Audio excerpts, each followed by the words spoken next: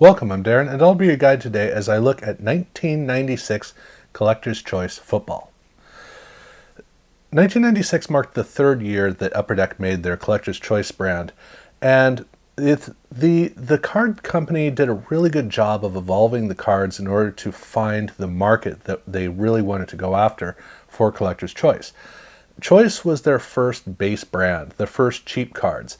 And they initially in 1994 thought that they could get away with a card set that was just about hunting down parallels and kind of difficult to get game cards.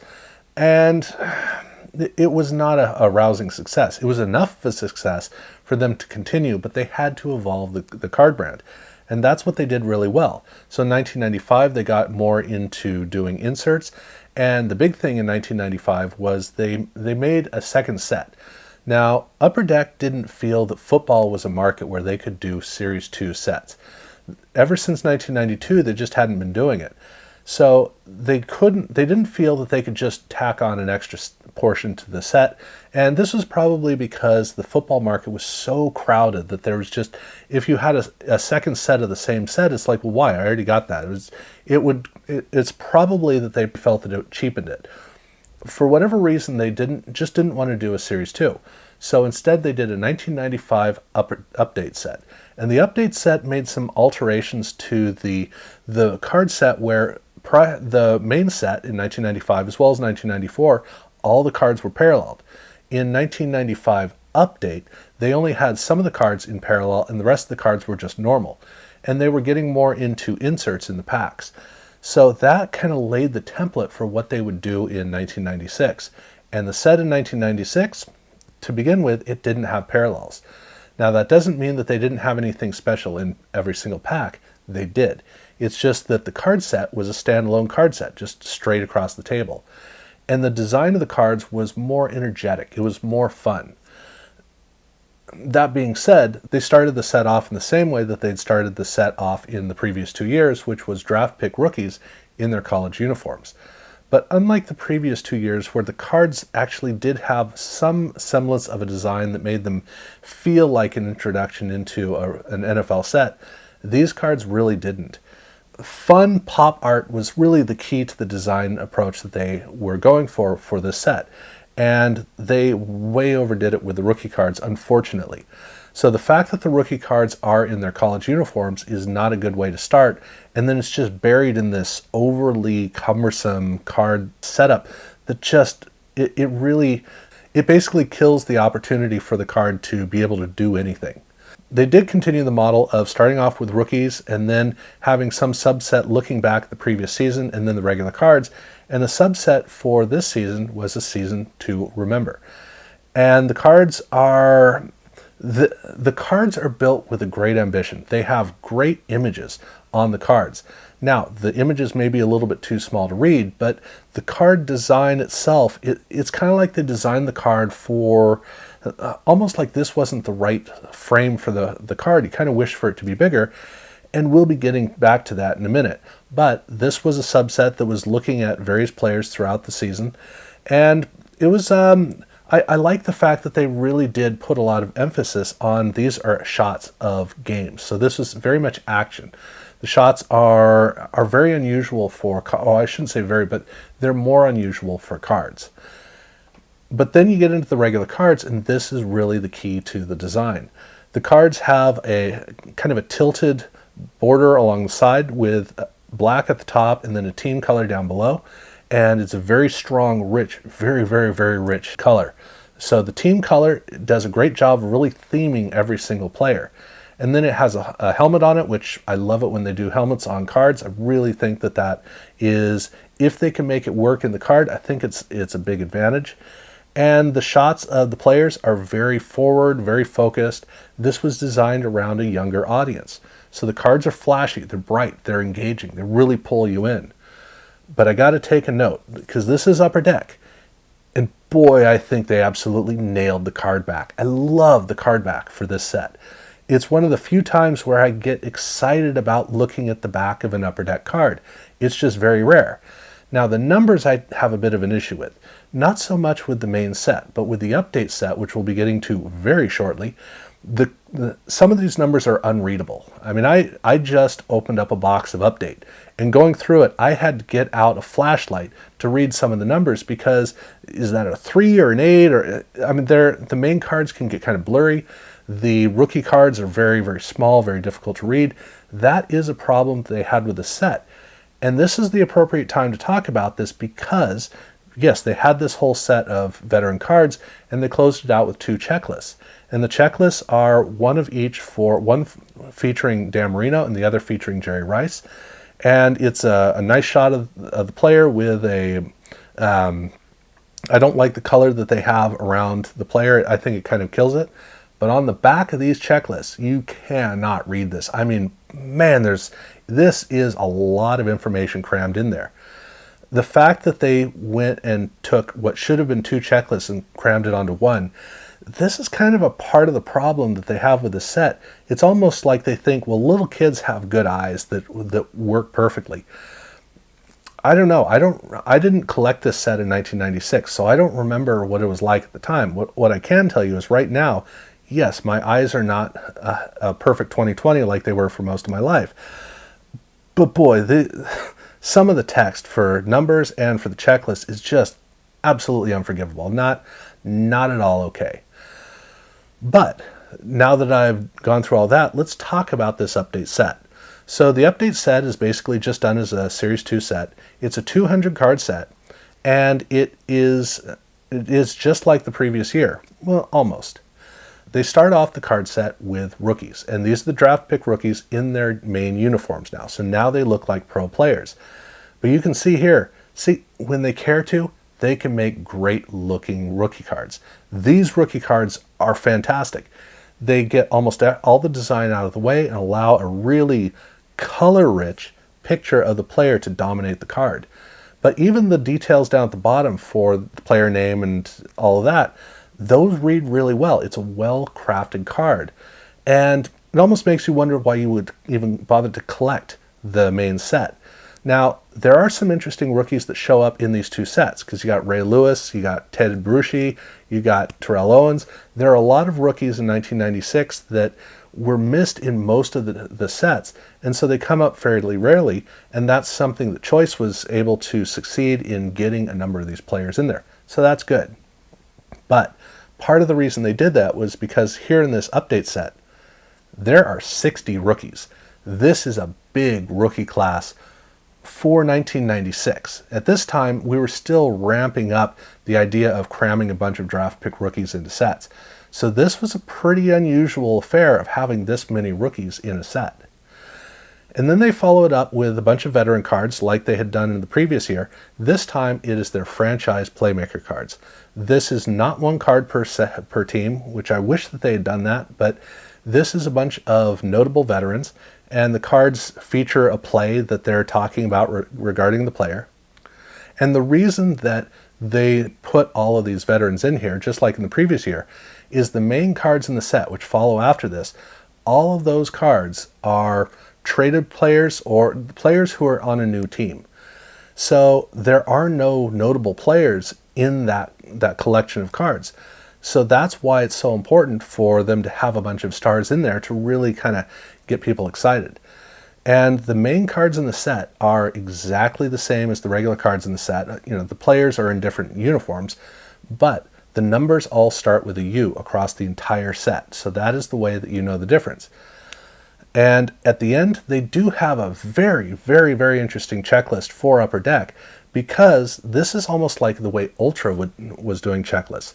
This is a checklist which has Jerry Rice on one side and Dan Marino on the other. They're ghosted in behind the text, but they are the same images that were used in the regular checklist, the checklist in the regular set. So here you get to see them in the proper form, and I think it looks a lot better.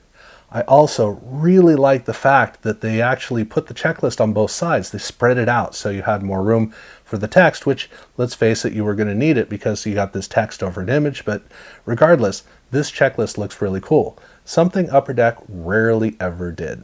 But like I said, Upper Deck did not make parallels for any of their Collector's Choice cards here in 1996.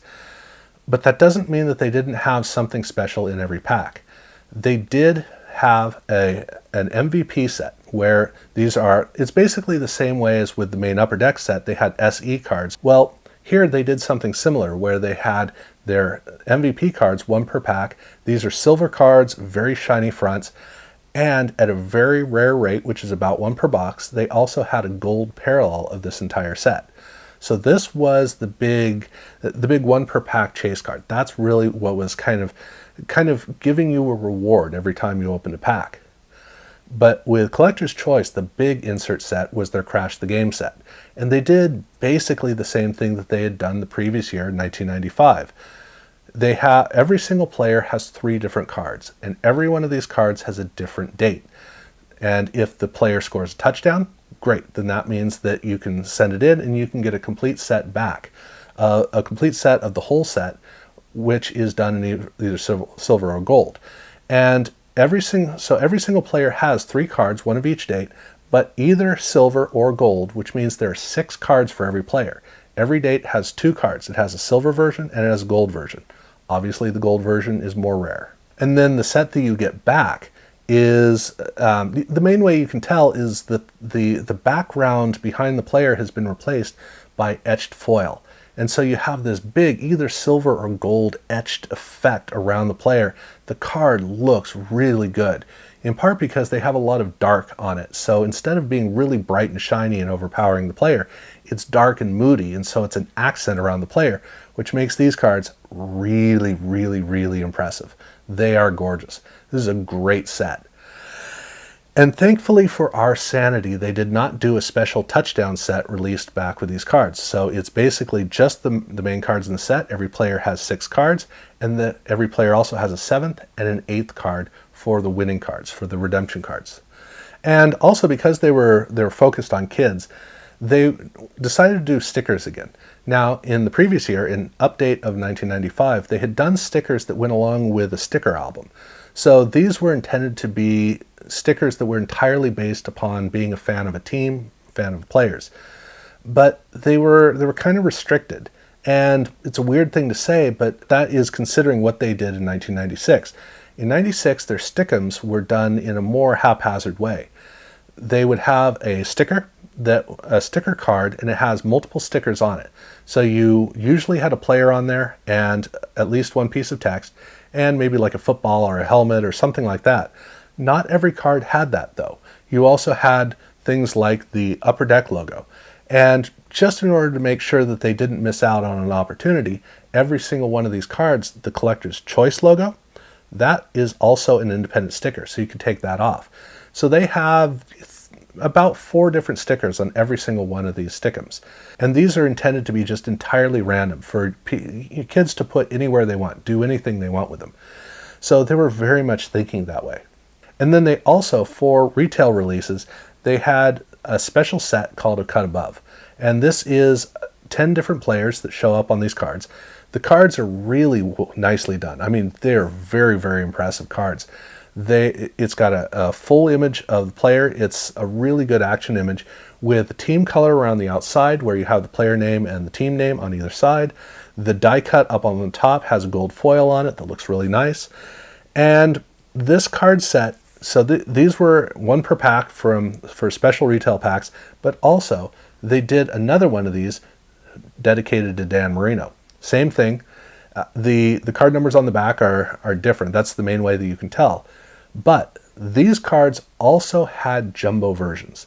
And the jumbo versions were distributed in special retail blister packs. So you would have a blister pack and then you'd have the pack with it. That's the main way they came. But Upper Deck also made them available, sold as a complete set in a box. So you could buy all 10 cards in one complete set in a box. And then also along with these blister packs, they also released jumbo versions of their A Season to Remember cards. So a number of these cards, it's my understanding there were only 9 that were available in blister packs. But you could also, again, get a complete set of these jumbos. But in this case, a complete set of all of the subset cards from the main release. And that's 34 different cards that were in the set. That's how many come in that one complete set in a box. So those jumbo cards were also available. And that was what they did for the main release, for the main Collector's Choice set. For Update, here they had a little bit more fun. Starting with their 1 per pack, you make the play cards. This is a game, but it's not a game like Crash the Game. This is literally a game. These are playing cards, and they are designed, they look almost like Uno cards in a way. They're created just like playing cards. They have the same feel, the rounded corners, everything. On one side they have a player, on the other side they have just a standard back that is on every single card. Every one of these cards has a player, and it has a card number, so it has both of those on it. And players often show up on 2 different cards, so there are a lot of cards to collect. If you're a team collector, if you're a player collector, you probably will find 2. But every single card up at the top and at the bottom, they have a result of a play. And this is the point of how the game works. So the game is a chance game. It is not a strategy game. And the whole idea is you lay 3 cards down on the table, face down, and then you turn them over, and every single one gives you a play result. And the idea is that you're trying to get every 3 or 4 downs. Every single card is a down. You're trying to get 10 yards, 10 yards, 10 yards, and make it down the field to score a touchdown. Or you punt, or you kick an extra point. These are the way the game is played. They have offensive cards and they have kicker cards. They have special team cards which show you the result of kicks, whether it's a field goal or an extra point. And the way the game worked was, you're going to need a football field, right? Well, guess what? The bottom of the box features a football field, so it's actually built so that you have everything that you need. You have the cards that you get in the packs provide you with all the game pieces you need. The football field just provides you with the ability to make your way along. And they also had an instruction card, which this is something that's kind of frustrating because the instruction card, there's nothing unusual about it. It comes fairly rarely in packs, but here's the thing. It's one of the cards in the pack. So instead of a filler card, just an additional card, this is actually in replacement of a card you would normally get in the pack. So throwing these out is kind of painful because you bought the card. That's basically how it works. But regardless, that game was featured in the set, and that was a very prominent aspect of Collector's Choice Update in 1996. They also had Stick'em cards, and the Stick'em cards here are a lot more professional. These are based around an individual player. So you have a shot of the player, which is one sticker. You have a nameplate for the player, which is another sticker, and a helmet for the team, which is another sticker. So you have those 3. They also have a shorter set, which is mystery cards. And the mystery cards is just a normal card, and it's missing the player, it's missing the nameplate, and it's missing the helmet. And so the idea is you try to find the mystery cards, you try to find the corresponding sticker cards. And not every sticker card has a mystery card. But yes, every mystery card has a sticker card. Another thing that was very common in these packs was the Meet the Stars Trivia Challenge. This was a card set that Upper Deck did in both Upper Deck and in Collector's Choice. And these cards they're actually collectible, interestingly enough. They're numbered on the back to 90. And in whichever release you get, you actually have a logo for Upper Deck or for Collector's Choice. They both have their own logos on it. So this is a set that is actually collectible if you care to. And they're not 1 per pack, so it takes a little while to get these cards. And if you happen to be a Dan Marino collector, you can get kind of carried away because Dan Marino is ghosted on every single one of these cards, so it's a 90 card Dan Marino set. If you care, which a few of us do. And then they did not a tribute set, but they did tribute cards for 3 different players. So Joe Montana had just retired, so they wanted to do another tribute card for him. And then Jerry Rice and Dan Marino were breaking records, and so they did tribute cards for both of those players. All 3 players have the same design for their card. The way that it's built is an interesting tribute design to it. And they all come with brushed metal of a gold foil card. Very powerful, very impressive, and really nice. Except there's a 4th card as well, which is a trio card. And this card is a horizontal card with all 3 featured on it. So there are 4 cards in this tribute card SP set, you could kind of say. Dan Marino, Joe Montana, Jerry Rice, and Montana, Rice, and Merino. So those those 4 cards are something that you would run into in these packs. And then the only other thing, which is an interesting thing to say because I've been talking about a lot of things, is that at the Super Bowl card show, they once again did a special Crash the Game set for the Super Bowl. So this is, again, just a very small set, and this is 8 cards.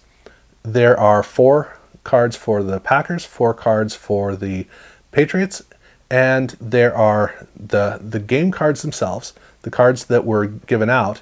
These are similar to the main cards, the main Crash the Game cards in the regular Upper Deck set, except they don't have all the brushed metal foil on it. It's very bold yellow, which fits with the purple that they have on the card. So it's very easy to tell the difference between these and the main cards in the set. But it's even easier to tell the prize cards because the prize cards have foil over the surface of the cards. So it looks wildly different than the main cards that you got in the regular release. But that was the last thing that they did for Choice, which, let's face it, was a lot. They were really packing stuff in. They were having all sorts of fun things for people to pursue in packs all over the place. And if you really wanted to get into it, it was going to take you a while to really get into it. But there's a lot of fun stuff to explore in all of these packs. This was when Upper Deck was having a load of fun making cards for fun audiences. So that's pretty much what they've got. There would be 2 more years that they would make Collector's Choice, and then they would roll that over into MVP. So I'll be looking at 1997, seeing where they evolved this into in the next video or in another video. So if you have any questions, because again, there's a lot that I've gone through. If any questions, definitely hit me up down below in the comments section. Subscribe if you haven't done so already. Check out my other videos. And thank you very much for watching.